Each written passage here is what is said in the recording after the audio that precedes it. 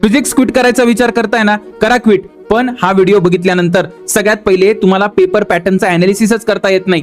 Total आपल्याला 50 questions आहे physics मध्ये. 25 क्वेश्चन्स आर व्हेरी इझी, जे पीवायक्यू मधून डायरेक्ट रिपीट होतात, फॉर्म्युला बेस्ड असतात. एक्झामिनर तिथे ट्रॅप्ड होतो कारण त्यांना पेपरची क्वालिटी तिथे वाढवता येत नाही. 15 क्वेश्चन्स थोडेसे अप्लाइड असतात आणि 10 क्वेश्चन टफ असतात. आपला फोकस कुठे? आपण फोकस करतो आहे मीडियम आणि टफ कडे. कुणाचंच लक्ष इझी क्वेश्चन्स कडे नाहीये.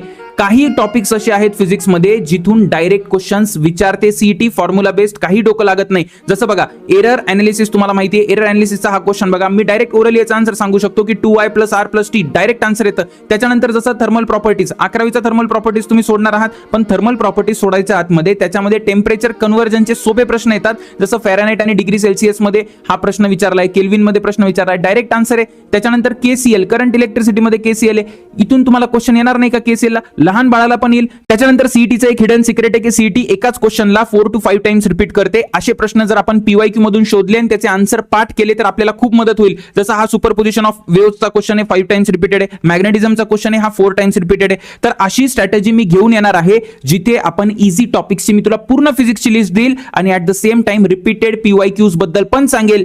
6:30 PM 31 मार्चला व्हिडिओ रिलीज होणार आहे. सबस्क्राईब टू स्वयं फिजिक्स.